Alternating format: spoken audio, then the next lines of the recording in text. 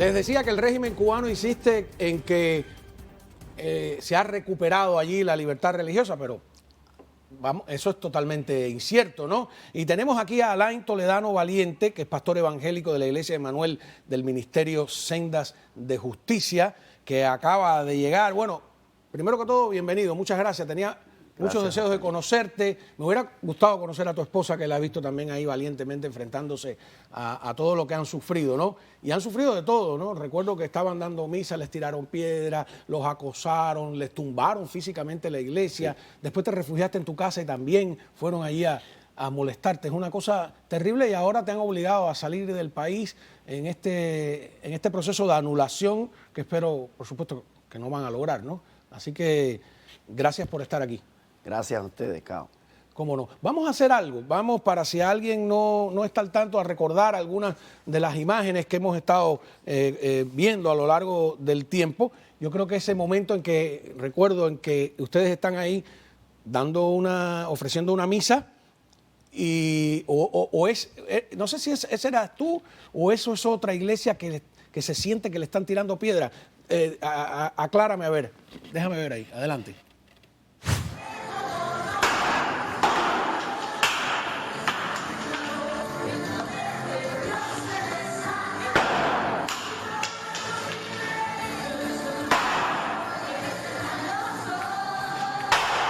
Eso que se siente son piedras, parecen disparos, ¿no? Pero yo creo que eso eran las tunas, ¿no? Son piedras, es la iglesia del apóstol Joel Demetrio. Igual que el apóstol Mario Jorge Travieso, alias Mayín, que le decimos cariñosamente. Ellos constantemente son los dos de Tuna, constantemente sufren ese tipo de represión y acoso. Se lo llevan detenido constantemente. Ya el apóstol Demetrio está aquí, pero el apóstol Mario Jorge Travieso está allá y sigue siendo víctima de todo ese tipo de atropello. ¿Por qué tanto miedo del gobierno a este tipo de iglesias que tienen un carácter popular también? ¿Por qué? Hay dos cosas importantes para poder entender esto, Cao. Primero, el comunismo se basa en la pobreza, se basa en la necesidad y se basa en la esclavitud para poderse mantener en el poder. El mensaje del evangelio es un mensaje que habla de liberación. Es un mensaje que habla de libertad y es un mensaje que habla de prosperidad. Cuando Dios bendice a un ser humano, lo cubre, es sano, es libre, es bendecido en todas las áreas. Camina bajo la bendición de Dios, entonces se libera en todas las áreas. Y eso no le conviene al comunismo. El comunismo es todo lo contrario. Para mantenerse en el poder necesita gente enferma, necesita gente cautiva, necesita gente pobre, porque es sobre la plataforma que camina. El temor es que el mensaje del evangelio le rompe toda su estructura y a eso ellos le temen. Claro, no. Yo creo que tenemos una imagen. A ti te han detenido, ¿no? Muchas veces. Muchas veces, ¿no? No sé si tenemos alguna en producción de esos momentos en que te detienen. Creo así recordar en la memoria que... Bueno, aquí tú estabas explicando, ¿no? Específicamente qué es lo que sucedía, ¿no? Pero les estaba tratando de recordar que ustedes tenían una iglesia. ¿Dónde era? Que no era en tu casa, que era fuera. ¿Cómo es? Sí, en Cuba es un delito actualmente y es prohibido construir nuevos templos. La mayoría de las iglesias, por decir el 90% de las iglesias para no exagerar, en Cuba, las que están y las que siguen naciendo, están en las casas de las personas, de los feligreses. Muchas veces nosotros como pastores, nuestra casa la convertimos en lugar de reunión. Este es tu templo fuera de tu casa. Ese es el patio de uno de los discípulos nuestros. ¿Ah, sí? Nosotros 2 veces, en el 2007 y en el 2016, nuestras propiedades fueron quitadas por el gobierno, expropiadas, y todo lo que teníamos fue demolido. Es un programa que ellos tienen de no dejar que la iglesia se empodere ni en lo material, ni se empodere en ningún área. Entonces ellos tratan de quitarle a la iglesia su propiedad. Aquí ya tienen un techo, ahí vi que tenían una con ya un techo como de zinc, no solo de...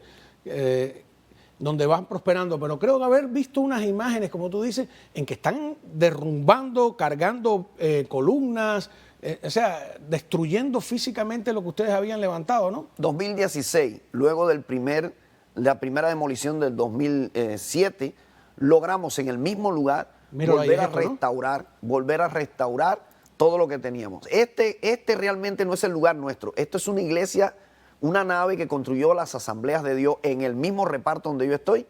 ¿Cuál es tu reparto? Que fue el reparto Abel Santa María, se llama así. ¿Dónde? En El Salado, en Santiago de Cuba. En Santiago de Cuba. Y esa es la iglesia de las Asambleas de Dios, que está cerca de donde estamos nosotros, que también fue demolida. Y ahí estuvimos nosotros. Ese es el momento en que están esa es la demolición. Esa es la demolición, ahí están desmantelando y el que estoy firmando soy yo. Ajá. ¿Y eso bajo qué criterio? Ellos llegan y te desmantelan. Ellos primero empezaron a llegar, están construyendo en el mismo reparto que tiene tanta necesidad. Ellos están construyendo ahí una fábrica de cemento supuestamente moderna. Los extranjeros son los que están llevando todo eso allí. Y entonces, para beneficiar el lugar y para evitar que alrededor hayan personas, por todos los tráficos y las malicias que se ven ahí de robo y otras cosas, ellos tratan de mantener el área limpia para que no se vea ningún trapicheo, como decimos los santiagueros. Y a la iglesia que estaba cerca de ahí le dijeron de que había que desmantelar todo lo que estaban ahí, casa, nave y todo. Ellos se opusieron y el Estado entró a la fuerza y desmanteló todo eso. Ahora, ¿cómo logras reunir tanto público, tantos seguidores, la palabra que se usa ahora en las redes, tantos feligreses, sin medios de difusión, sin acceso a la televisión, a la radio? ¿Cómo logras eso? Claro, Cuba dejó de ser un país. Cuba dejó de ser un lugar que le brinda esperanza al cubano. El mensaje del Evangelio es un mensaje que toca el corazón del cubano, es un mensaje de esperanza, es un mensaje de salvación. Y cuando el que no es creyente, el hombre, el cubano que está sufriendo, oye el mensaje del Evangelio dicho por boca de los mismos cristianos, se le despierta la fe, se le despierta la esperanza precisamente en el corazón, comienzan a clamar a Dios, comienzan a buscar a Dios y sucede lo que está sucediendo hoy en Cuba. En cualquier casa usted abre la puerta. ¿Dónde son esas imágenes, por ejemplo? Esa en el lugar donde estamos nosotros. Ahí eso hace unos años ya. O sea, hoy hay mucha más personal que hoy.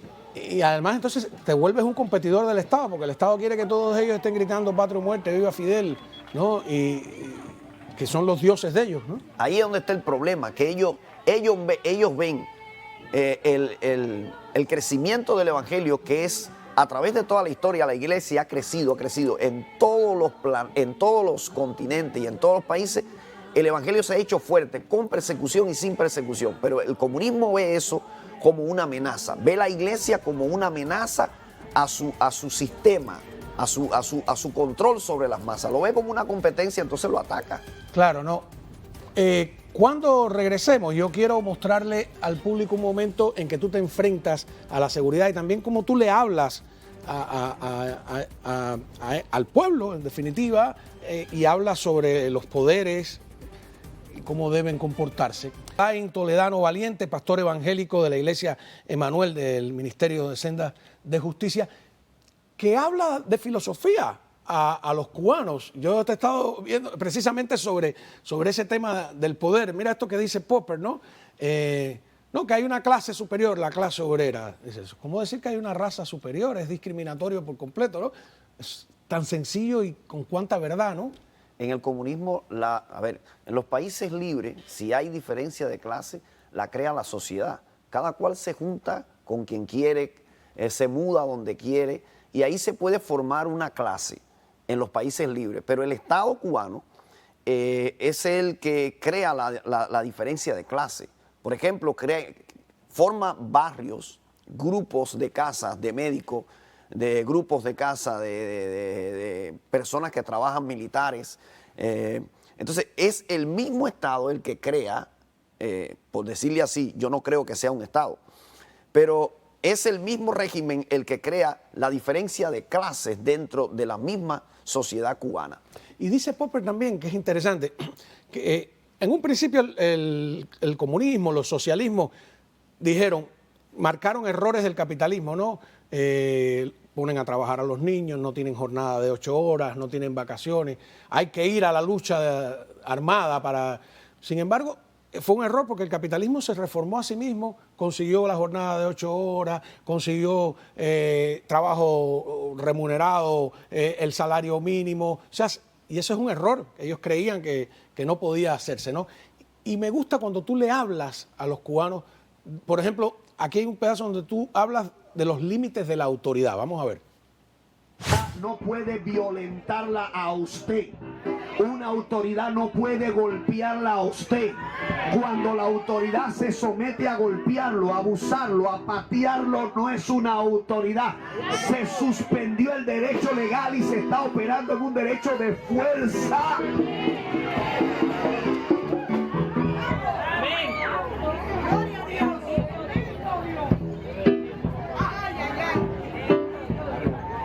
Cuando usted conoce estos principios, el diablo le va a odiar. Porque el diablo dice, este sabe cómo destruirme. Escuche, los conflictos legales se resuelven solamente en sala de juzgados ante un juez. Usted tiene un conflicto legal. Para hacer valer su derecho, usted tiene que ir a una sala y tiene que ir a un juicio. Y usted no puede tenerle miedo a un juicio, porque el juicio se establece no para condenarlo, sino para hacer valer su derecho. Claro que te tienen que temer a la palabra tuya.